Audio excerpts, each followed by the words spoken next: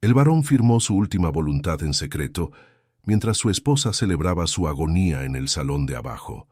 La viuda quemó el documento frente a todos para borrar el rastro de la esclava que ahora era dueña de todo. Pero el error de la mujer fue ignorar el objeto de plata que el difunto apretaba entre sus manos frías. La ambición de la viuda la llevará a cometer un error fatal frente a las autoridades de la región. Al final de este relato, verás cómo un simple crucifijo de plata destruye un imperio de mentiras y devuelve la dignidad a quien fue humillada. En la hacienda La Purísima, el aire siempre olía a una mezcla de tierra mojada, tabaco caro y el miedo que transpiraban los trabajadores bajo el sol de Querétaro. Era una propiedad inmensa, de esas que parecen no tener fin cuando uno las mira desde el camino real. Pero dentro de la casona principal, el ambiente era distinto. Ahí olía a incienso, a cera derretida y a muerte inminente. Don Rodrigo, conocido por todos como el Barón, se estaba apagando. Sus pulmones ya no querían aire, y su corazón, cansado de cargar con culpas y riquezas, latía cada vez más lento. Mientras el Barón agonizaba en su cama de caoba pesada, en el piso de abajo se escuchaba el tintineo de las copas de cristal.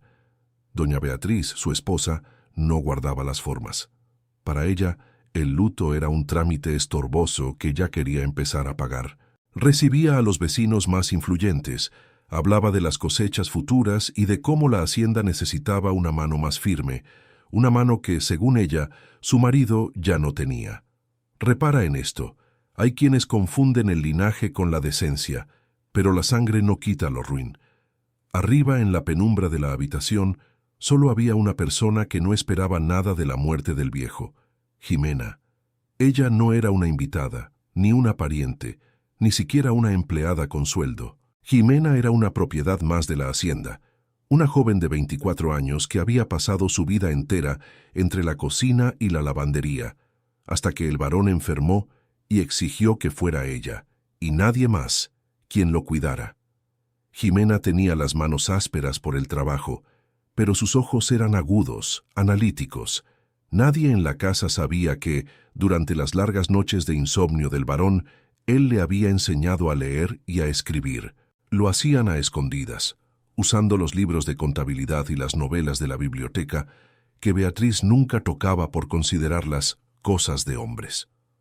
El Barón, en un ataque de conciencia tardía, veía en Jimena no a una esclava, sino a la hija que nunca quiso reconocer legalmente, el fruto de una historia vieja, con el antiguo capataz que ya no estaba para reclamar nada.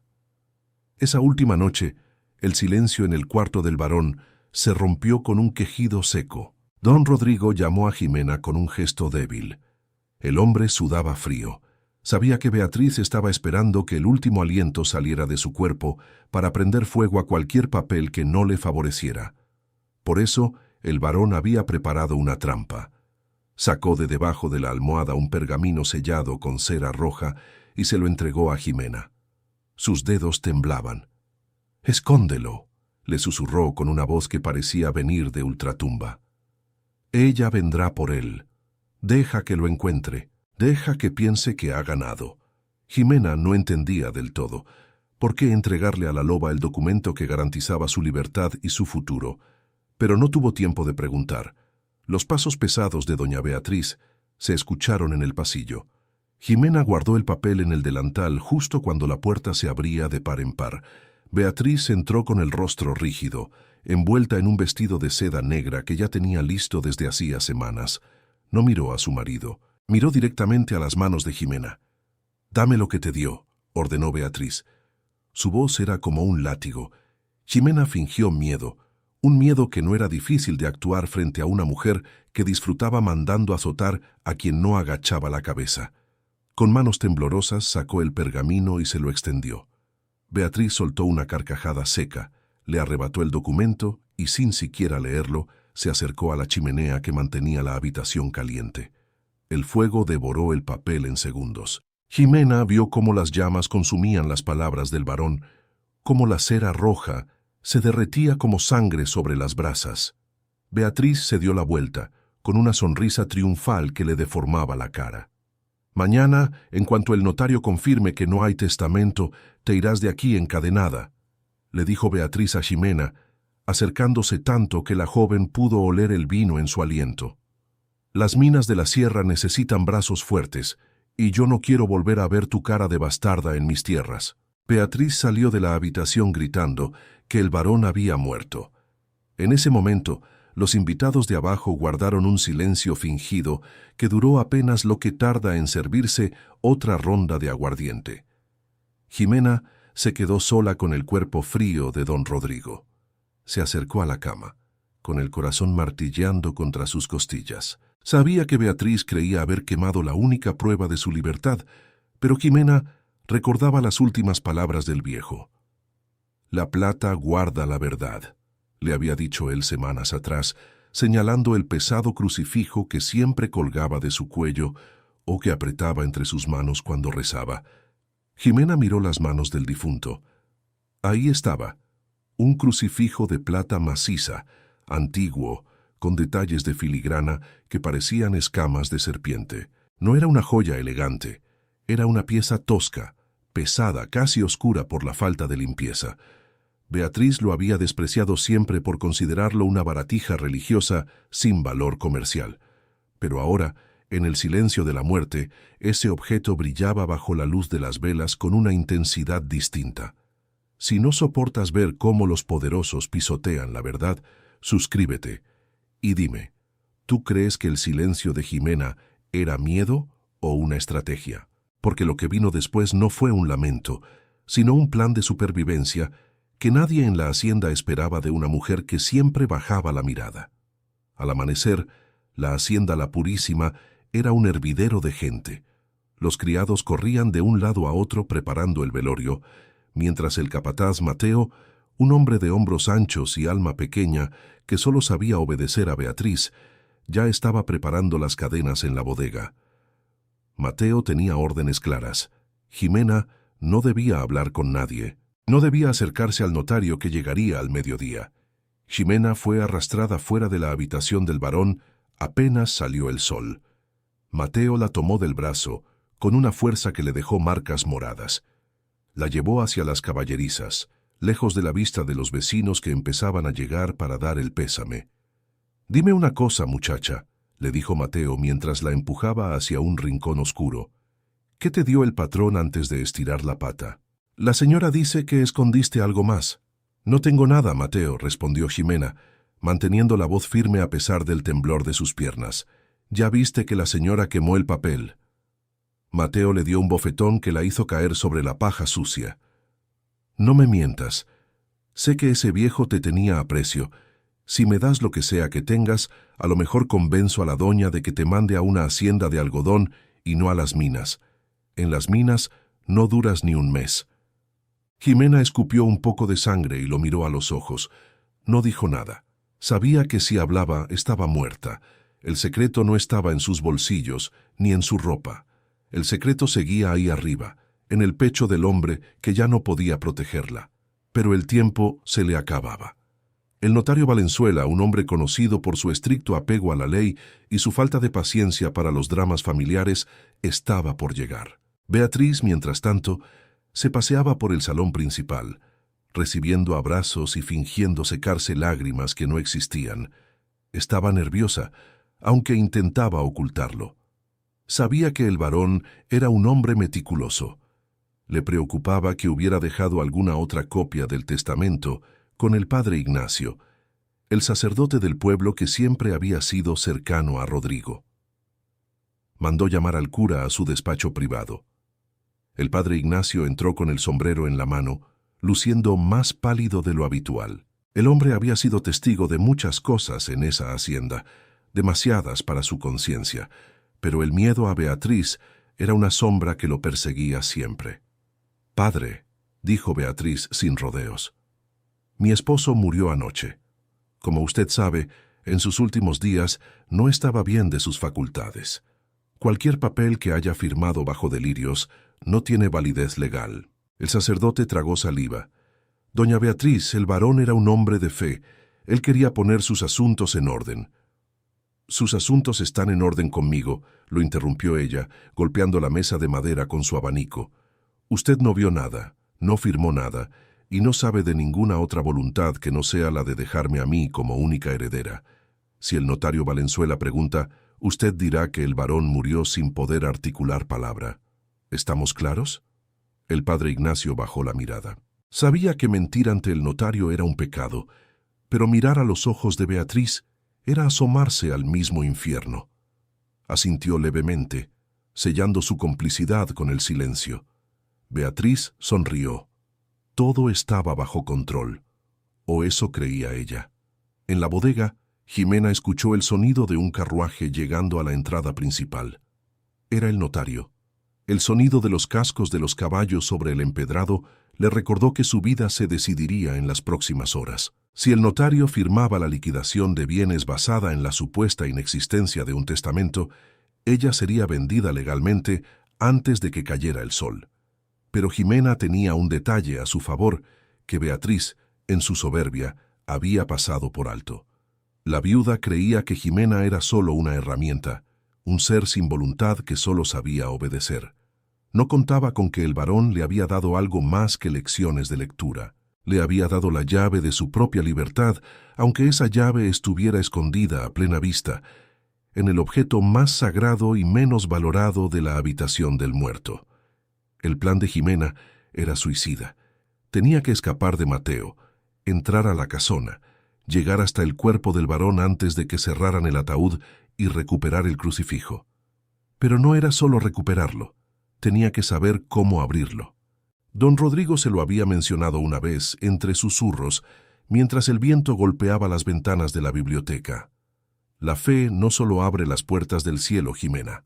A veces, también abre las verdades de la tierra. El problema era que Mateo no le quitaba la vista de encima. El capataz estaba sentado en un fardo de alfalfa, afilando un cuchillo largo, esperando la señal de Beatriz para llevársela. La tormenta que se estaba formando en el cielo de Querétaro empezó a descargar las primeras gotas. El cielo se oscureció de repente y un trueno retumbó con tanta fuerza que los caballos en las caballerizas empezaron a relinchar y a patear las maderas de sus corrales. Esa fue la distracción que Jimena necesitaba. En el caos de los animales asustados, Mateo se levantó para calmar a un semental que amenazaba con romper la puerta del establo. Jimena, con movimientos rápidos y silenciosos, se deslizó por las sombras, saliendo de la bodega por una pequeña ventana que daba a los jardines traseros. El barro se pegaba a sus pies y la lluvia la empapó en segundos, pero no se detuvo. Corrió hacia la entrada de servicio de la casona. Conocía cada pasillo, cada tabla que crujía y cada rincón donde las sombras eran lo suficientemente espesas para esconder a alguien. Mientras tanto, en el salón principal, el notario Valenzuela abría su maletín de cuero frente a una Beatriz que intentaba parecer impaciente por terminar con el doloroso trámite. «Señora», dijo el notario con voz monótona, «si, como usted dice, no existe un documento legal que exprese la voluntad del varón, procederemos según las leyes de la corona. Pero debo advertirle que sin un testamento claro, cualquier reclamo de terceros sobre la propiedad o sobre la libertad de los sirvientes vinculados personalmente al difunto tendrá que ser revisado en la capital». Beatriz palideció ligeramente. «No hay reclamos, notario. Mi esposo y yo éramos uno solo. Sus bienes son míos y sus esclavos también».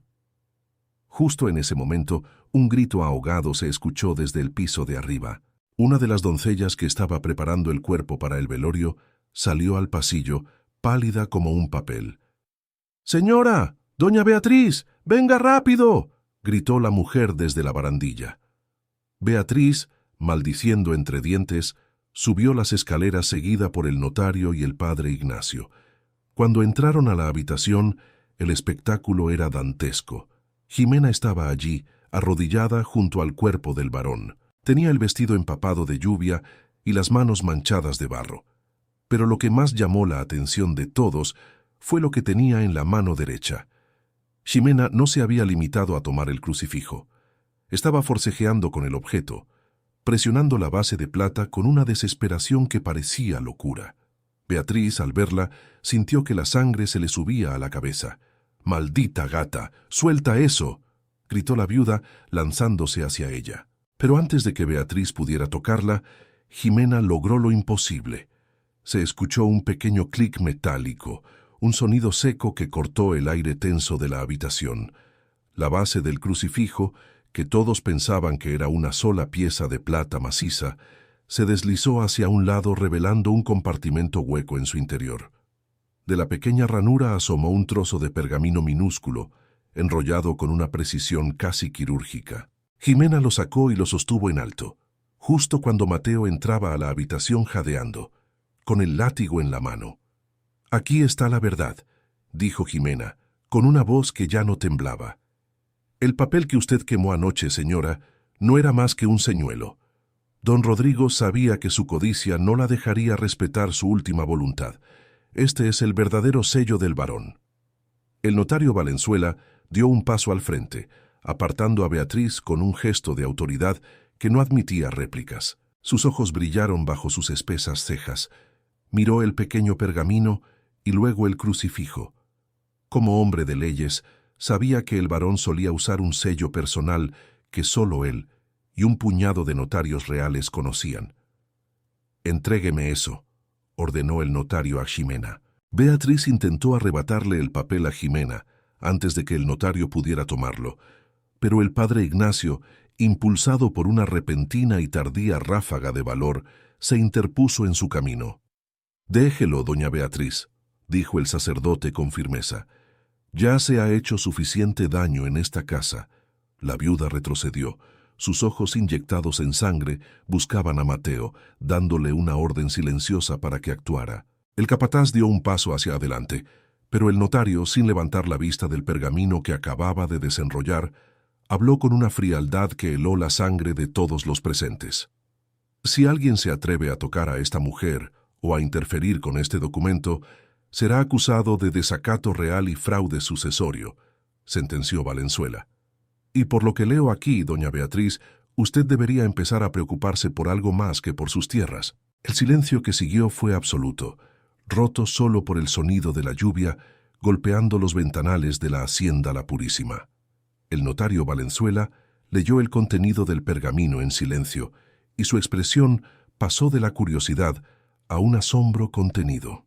Beatriz, sintiendo que el suelo se abría bajo sus pies de seda, se sostuvo de la columna de la cama del difunto, el mismo hombre al que había despreciado y cuya memoria intentó pisotear antes de que su cuerpo se enfriara.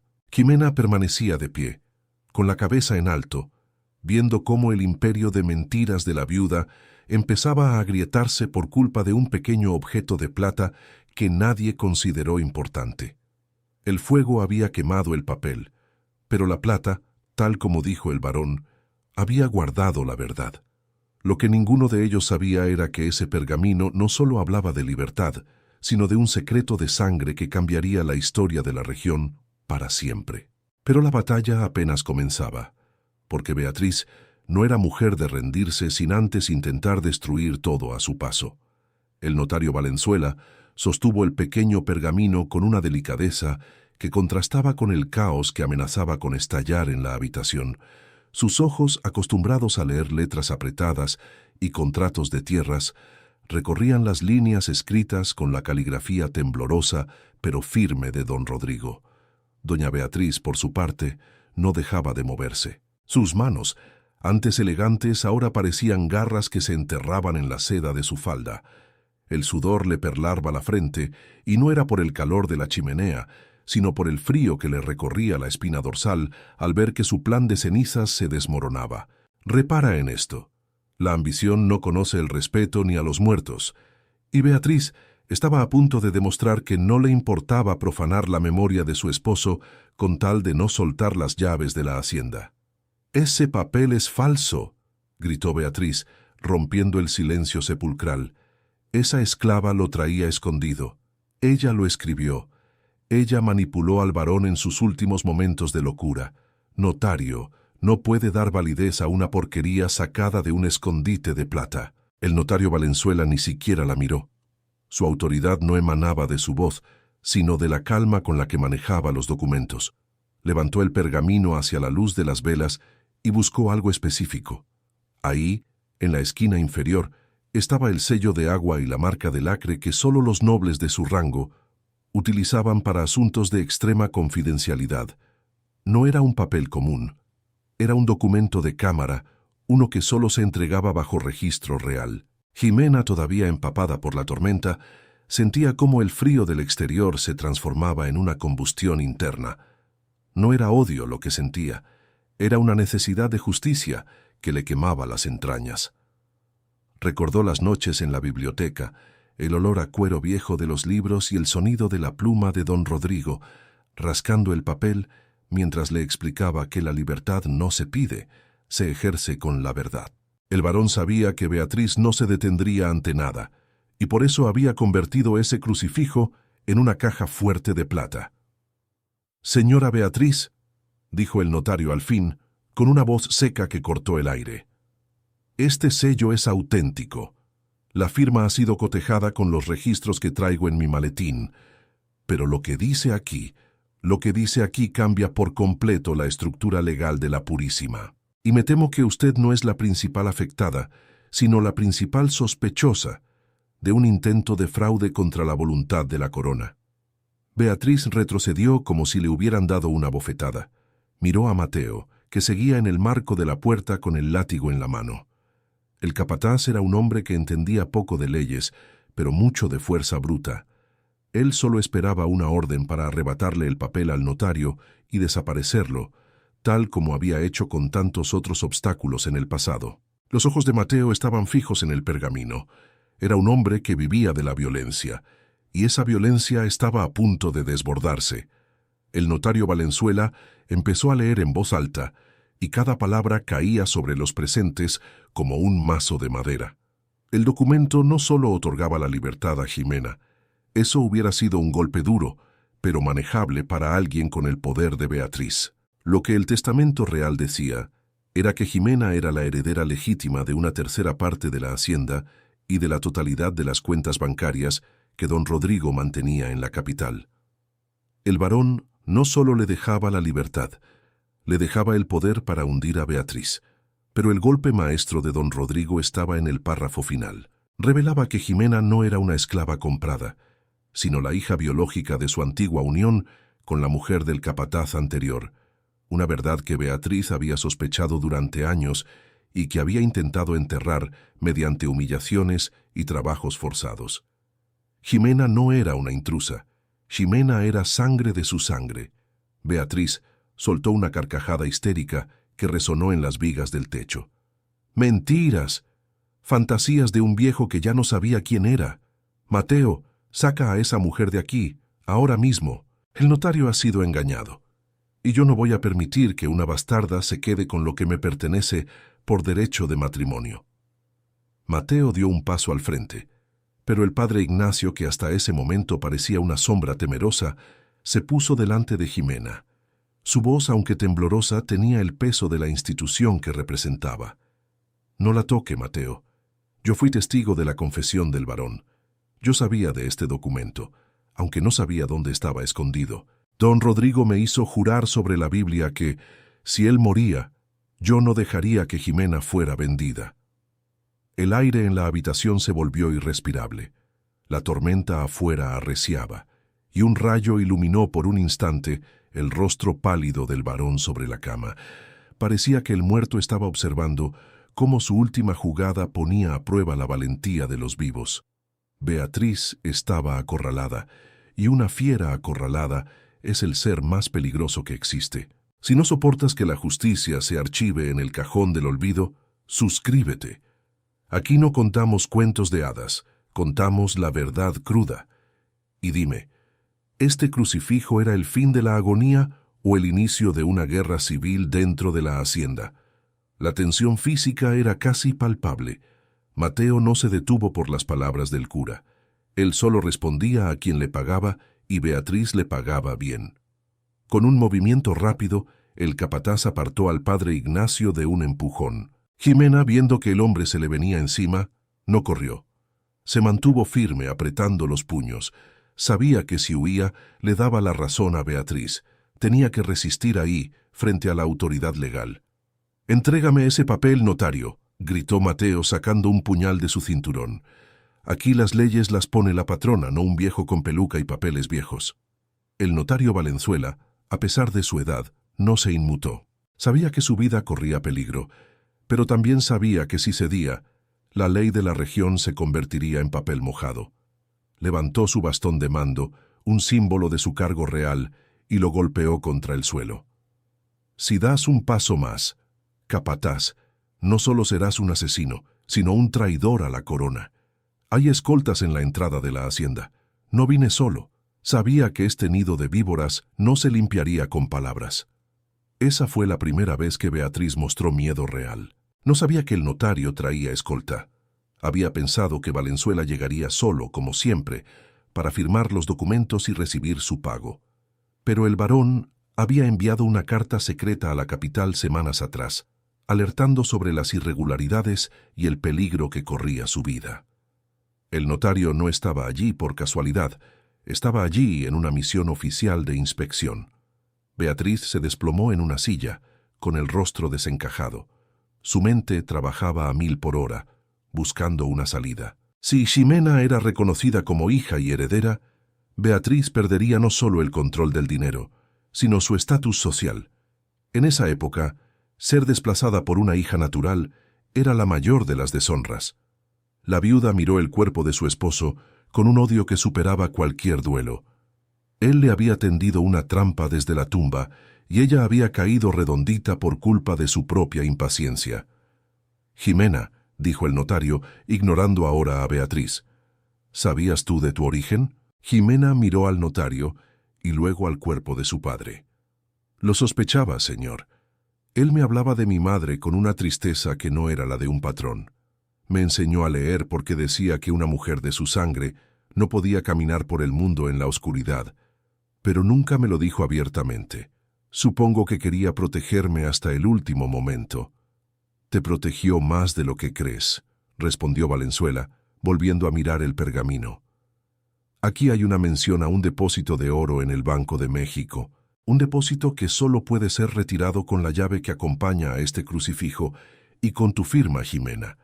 Beatriz no podría haberlo tocado aunque hubiera quemado 1000 testamentos». El silencio que siguió a esta revelación fue distinto. Ya no era un silencio de miedo, sino de asombro. La fortuna del varón era legendaria, pero nadie sabía dónde estaba el grueso de su riqueza.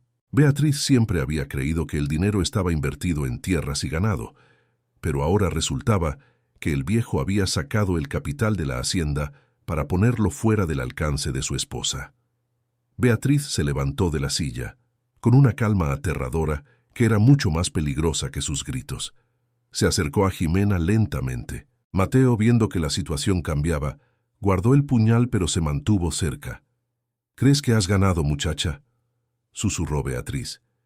«¿Crees que por tener un papel y un poco de plata vas a poder sentarte a la mesa con los que mandamos en esta tierra? Mañana el notario se irá. Mañana las escoltas volverán a la ciudad y tú te quedarás aquí, conmigo. Los accidentes ocurren, Ximena. Un fuego en la caballeriza, una caída en el pozo. Hay tantas formas de que una heredera nunca llegue a disfrutar su herencia».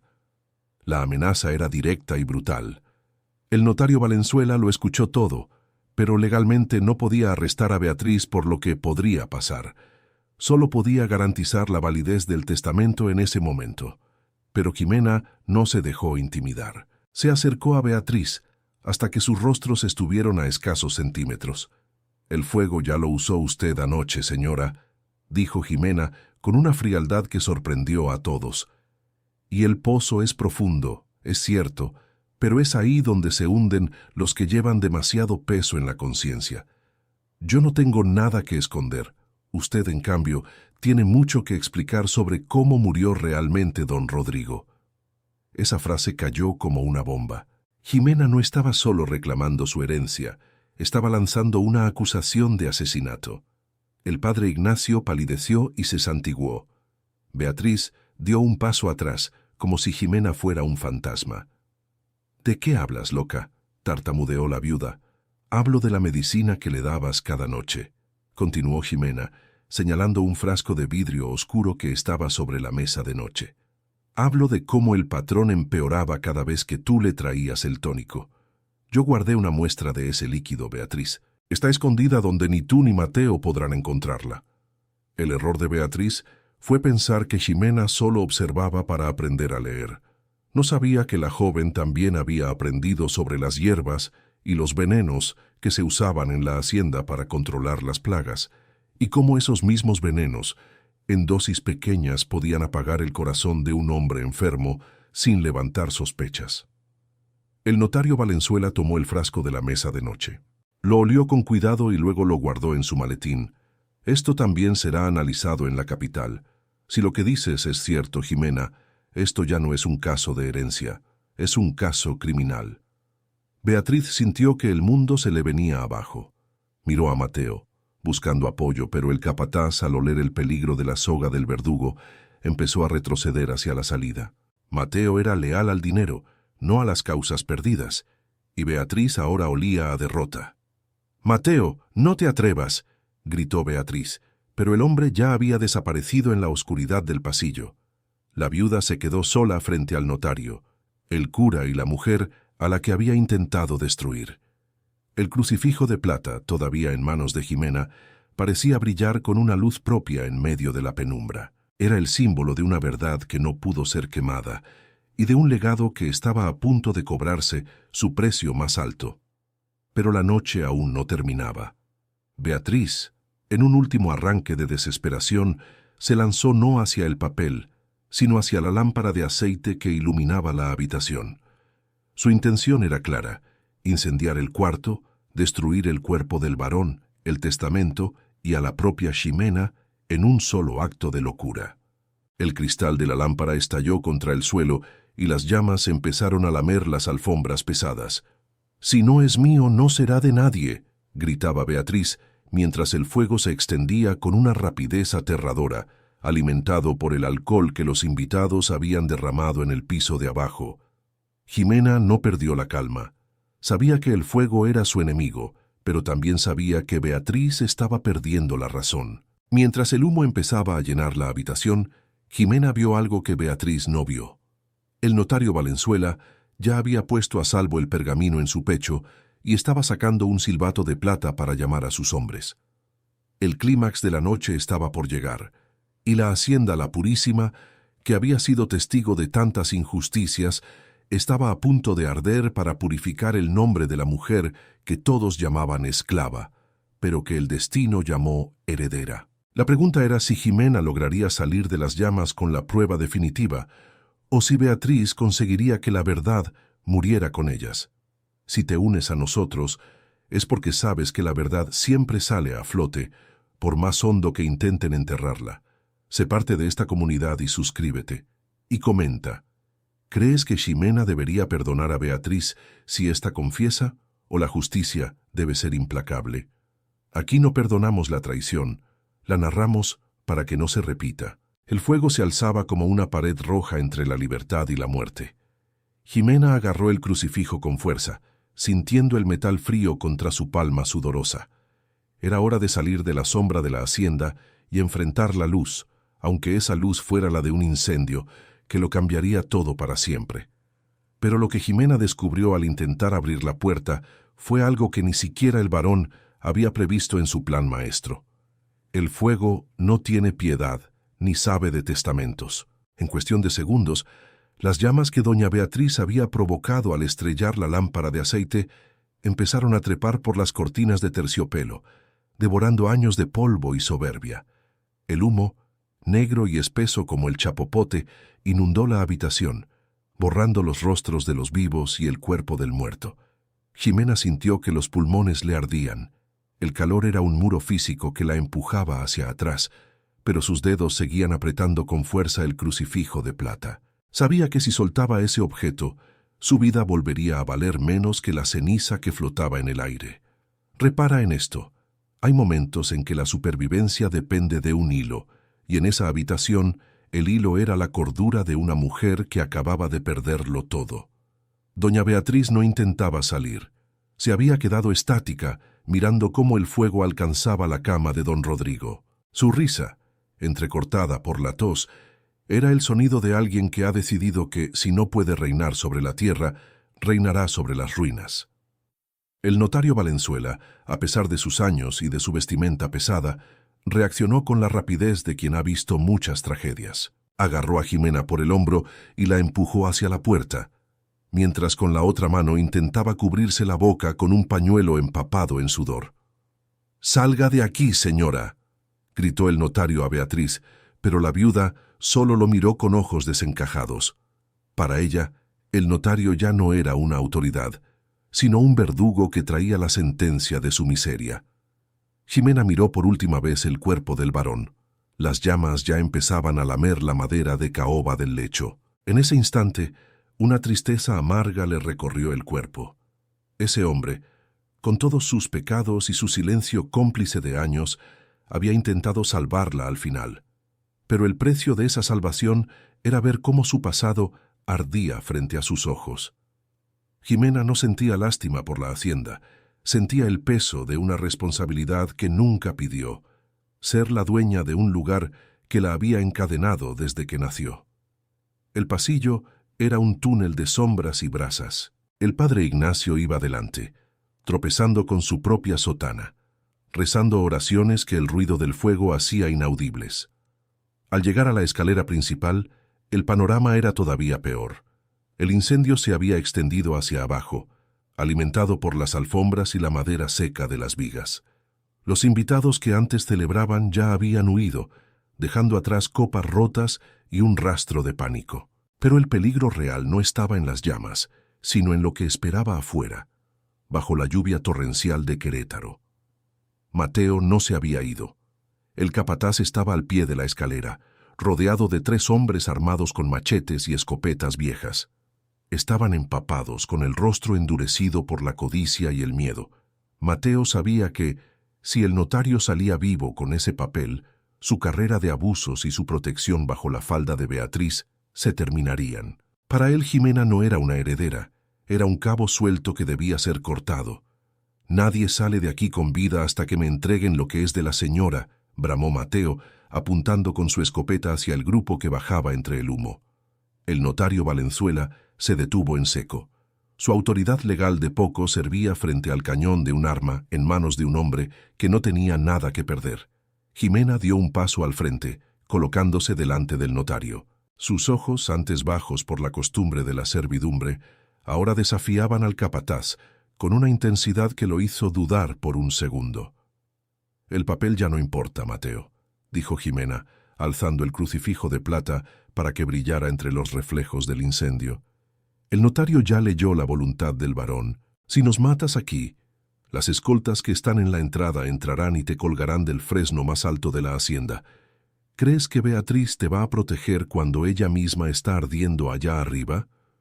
Mateo miró hacia la parte superior de la escalera. El resplandor naranja era cada vez más fuerte. Un crujido ensordecedor sacudió la casa. Parte del techo del segundo piso se había desplomado. El capataz dudó. No era un hombre valiente, era un hombre cruel. Y la crueldad suele desmoronarse cuando el jefe ya no puede dar órdenes. Si no engulles las injusticias que se disfrazan de orden, suscríbete. Aquí destapamos lo que el tiempo quiso borrar. Y dime, ¿esa prueba en manos de Jimena era un escudo o un blanco en su pecho? El problema es que Mateo no estaba solo por Beatriz. Lo que nadie en esa habitación sabía, ni siquiera el notario, era que el capataz tenía su propio interés en el crucifijo de plata. Durante meses, Mateo había espiado al varón y lo había escuchado hablar en sueños sobre la llave de la capilla. Él pensaba que el crucifijo era esa llave y que dentro de la capilla de la hacienda, en una cripta oculta, don Rodrigo había escondido una fortuna en monedas de oro para evitar que el gobierno se las confiscara durante las revueltas. «Dame el crucifijo, Jimena», dijo Mateo con una voz más baja, más peligrosa. «Olvida el papel, dame la plata y te dejo ir. Puedes desaparecer en la noche, irte a la capital, empezar de nuevo, pero esa pieza se queda conmigo». Jimena comprendió entonces que la codicia tenía muchas capas. El varón no solo había escondido un documento, había convertido el objeto de fe en una prueba de fuego para todos. Miró el crucifijo. Recordó una marca extraña en la base, un pequeño relieve que no encajaba con el resto del diseño. No era solo un contenedor, era, efectivamente, una llave mecánica. «No es para ti, Mateo», respondió Jimena. «Nunca lo fue». En ese momento, un grito desgarrador bajó por las escaleras. Doña Beatriz aparecía entre el humo, con el vestido quemado en los bordes y el rostro tiznado. Se veía como una aparición infernal. Al ver a Mateo dudando, la mujer recuperó por un instante su mando de hierro. «Mátalos, Mateo, mátalos a todos», gritó ella, tambaleándose por los escalones. «La hacienda es mía, yo soy la que manda aquí». La locura de la viuda rompió el hechizo de duda del capataz. Mateo apretó el gatillo, pero la pólvora, humedecida por la lluvia y el ambiente saturado de vapor, falló. El sonido metálico del percutor fue seguido por un segundo de silencio absoluto. Jimena no esperó. Agarró un candelabro de bronce pesado que estaba sobre una mesa lateral y lo lanzó con todas sus fuerzas hacia Mateo, dándole en el hombro y haciéndolo retroceder. «¡Corran!», gritó el notario Valenzuela. El grupo se lanzó hacia la puerta principal. El padre Ignacio, el notario y Jimena salieron a la lluvia, sintiendo el choque del agua fría contra sus cuerpos calientes por el fuego. La oscuridad de la noche era total, solo interrumpida por los relámpagos y el resplandor del incendio que ya empezaba a asomar por las ventanas de la planta baja. Corrieron hacia la capilla, que estaba a unos 100 metros de la casona. Era el único lugar sólido construido con piedra gruesa donde podían refugiarse de los hombres de Mateo. Jimena sabía que en la capilla había una puerta reforzada que se cerraba por dentro. Mientras corrían por el barro, Jimena sentía que el crucifijo le pesaba más que nunca. No era solo plata, era el destino de cientos de familias que trabajaban en esas tierras. Si ella lograba validar ese testamento, la Purísima dejaría de ser un campo de concentración para convertirse en una comunidad libre. Llegaron a la capilla jadeando. El padre Ignacio sacó una llave vieja y pesada, abrió la puerta y todos entraron, cerrando el cerrojo de hierro justo antes de que Mateo y sus hombres llegaran. Los golpes de los machetes contra la madera de la puerta resonaron en el recinto sagrado como tambores de guerra. «No podrán quedarse ahí para siempre», gritaba Mateo desde afuera. «Cuando el fuego termine con la casa, vendremos por la capilla. No tienen salida». Dentro de la capilla, el aire olía a humedad y a cera vieja. Solo había un par de velas encendidas ante el altar de la Virgen de Guadalupe. El notario Valenzuela se sentó en uno de los bancos de madera, tratando de recuperar el aliento. Sacó el pergamino de su pecho. Estaba un poco arrugado, pero seco. «Jimena», dijo el notario, mirándola con una mezcla de respeto y lástima. «Has arriesgado tu vida por esto, pero debo decirte algo que no pude decir frente a Beatriz. El testamento menciona un segundo objeto. Habla de un sello de sangre. Sin ese sello, la herencia del banco en la capital no puede ser liberada. El pergamino es la prueba legal, pero el sello de sangre es la llave física». Jimena miró el crucifijo. «¿Sello de sangre? El patrón nunca mencionó eso». «Mira bien la pieza, hija», dijo el padre Ignacio acercándose con una vela. Don Rodrigo pasó horas puliendo ese crucifijo antes de morir. Decía que solo quien estuviera dispuesto a sangrar por la verdad podría ver lo que oculta. Jimena examinó la plata bajo la luz vacilante. En la parte posterior de la cruz, donde se cruzaban los brazos del metal, había una pequeña aguja oculta, casi invisible.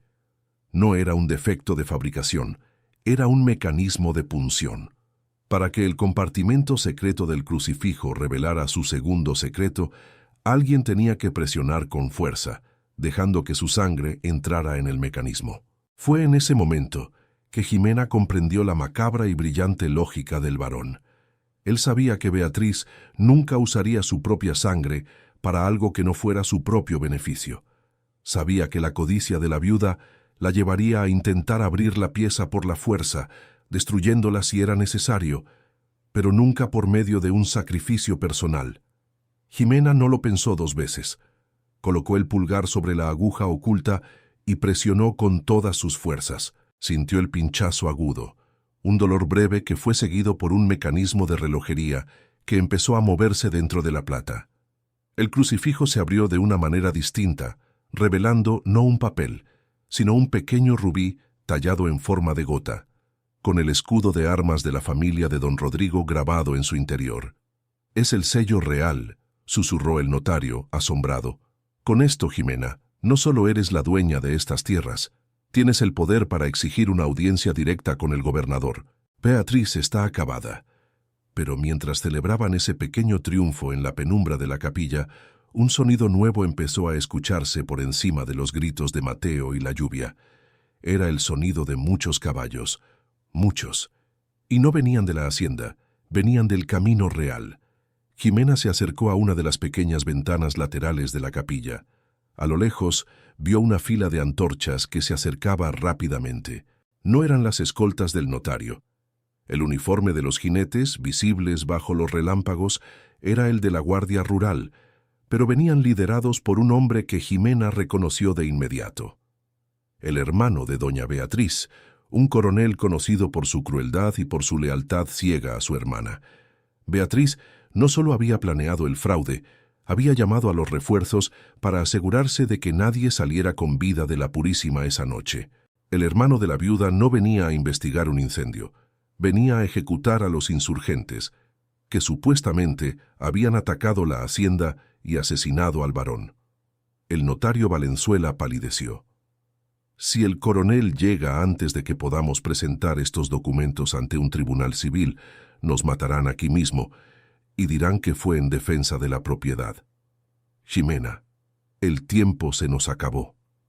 La trampa se estaba cerrando. Afuera, Mateo y sus hombres se apartaron para dejar pasar a la caballería que ya entraba por el arco principal de la hacienda.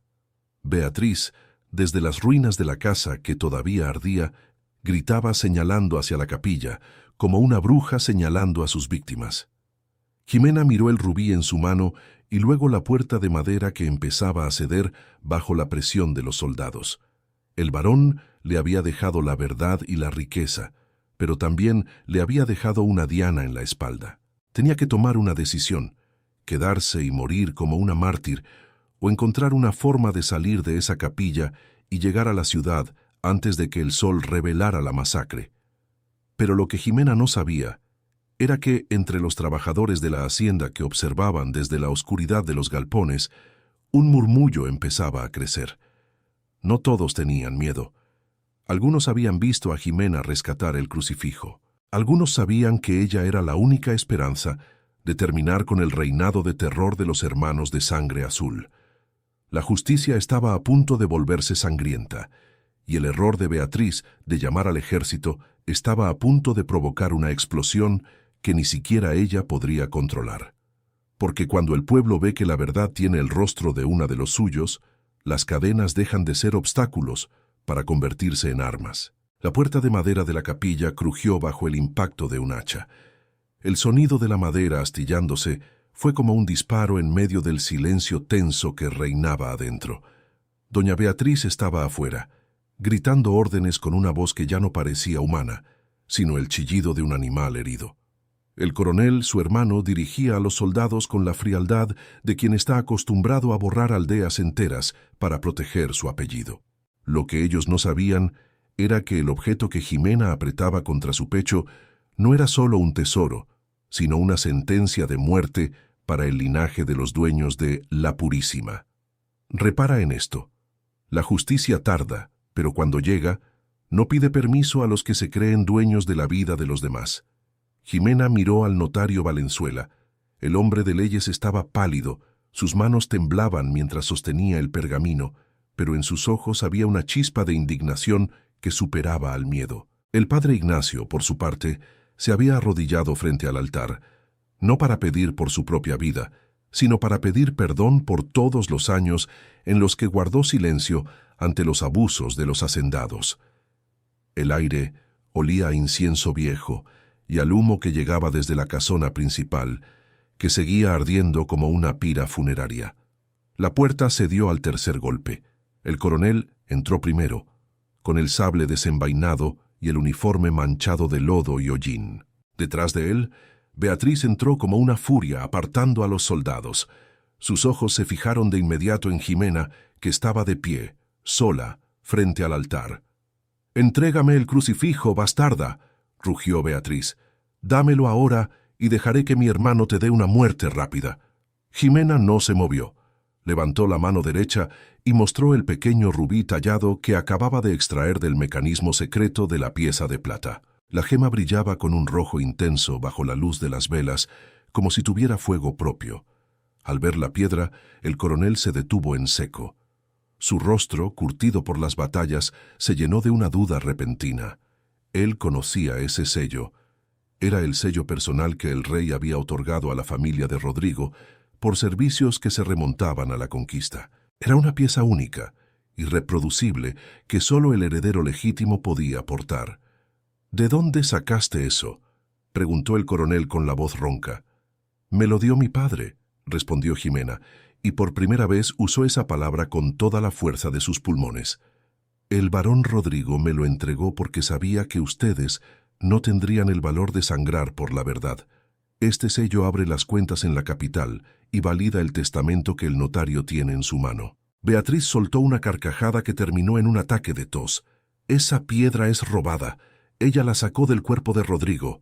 Coronel, mátala de una vez. Es una orden».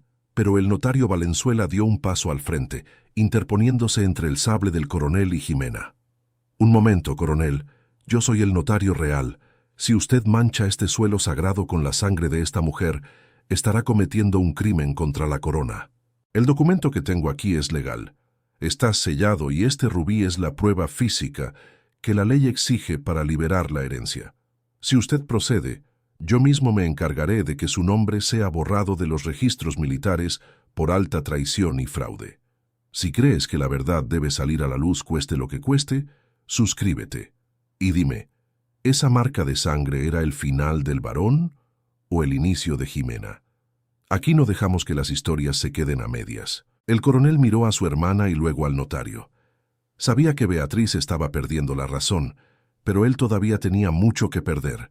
Su carrera, su honor y sus propiedades dependían de su lealtad a la ley, o al menos a la apariencia de ella.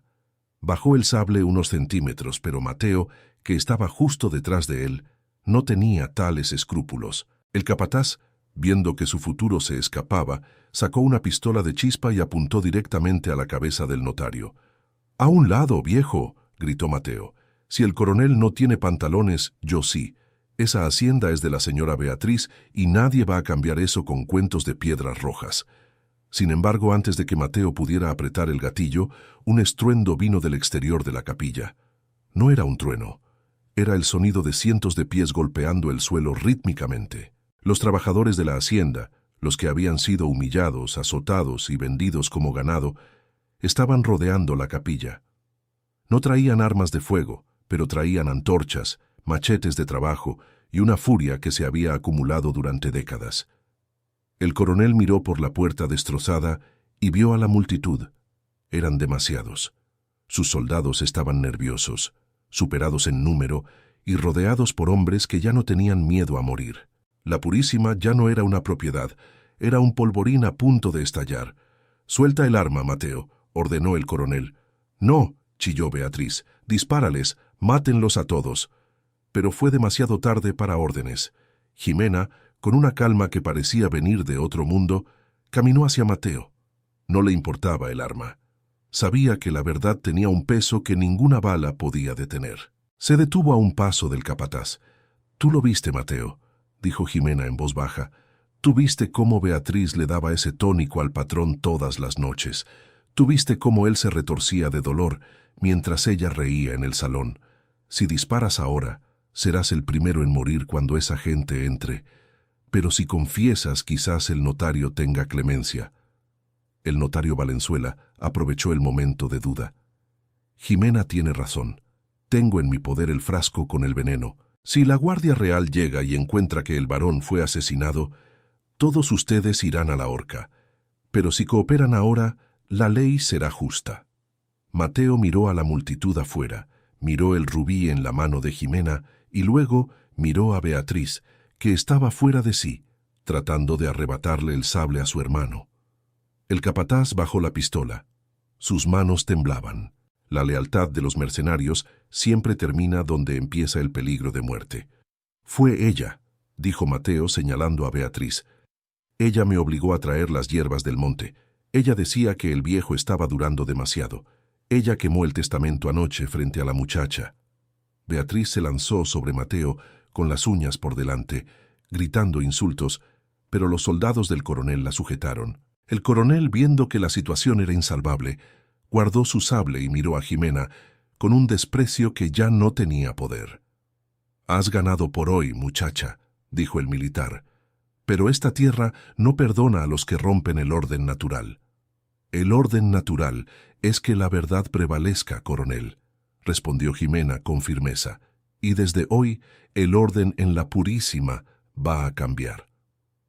El notario Valenzuela tomó el control de la situación. Ordenó el arresto de doña Beatriz y del capataz Mateo por cargos de asesinato, fraude y perjurio. El coronel, queriendo salvar su propio pellejo, no se opuso. Los soldados escoltaron a la viuda fuera de la capilla. Beatriz iba gritando que volvería, que ella era la dueña, que nadie le quitaría lo que era suyo, pero sus gritos se perdían bajo la lluvia y el estruendo de los trabajadores que abrían paso, no con sumisión, sino con un silencio sepulcral que era mucho más aterrador. Al amanecer, la lluvia cesó. El sol empezó a salir sobre las ruinas de la casona principal de la Purísima. El humo todavía se elevaba desde las vigas carbonizadas, pero la capilla permanecía intacta.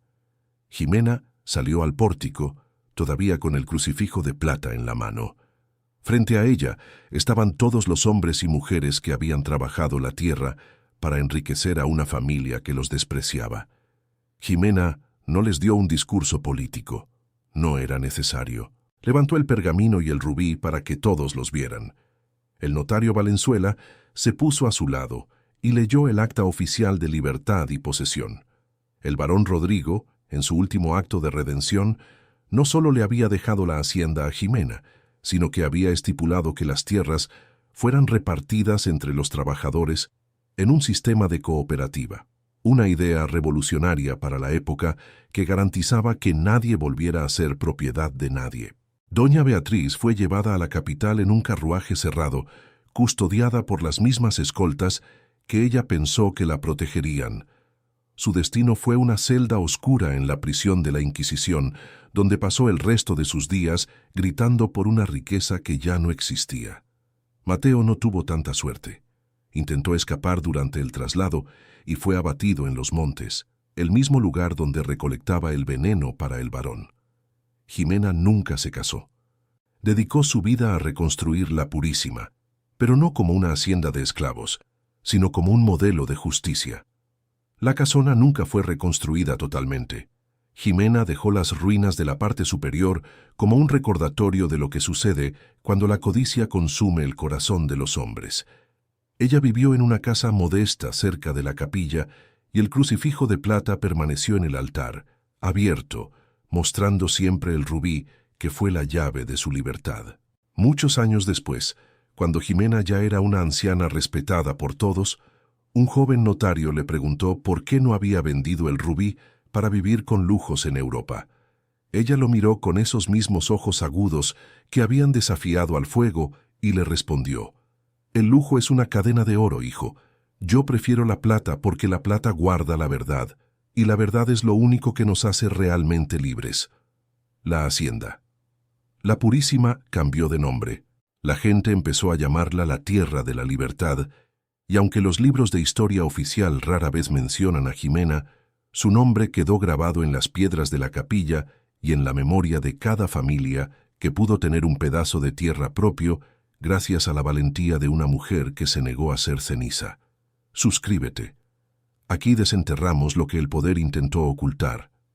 Y comenta: ¿crees que Jimena hizo bien en quedarse con la hacienda o debió quemarla y marcharse? Tu opinión es el motor que mantiene viva esta búsqueda de justicia histórica. La codicia ciega al criminal y le hace olvidar los detalles pequeños. Beatriz terminó en la miseria absoluta porque creyó que el fuego era más fuerte que la justicia. Olvidó que el fuego solo quema el papel, pero la plata guarda la verdad.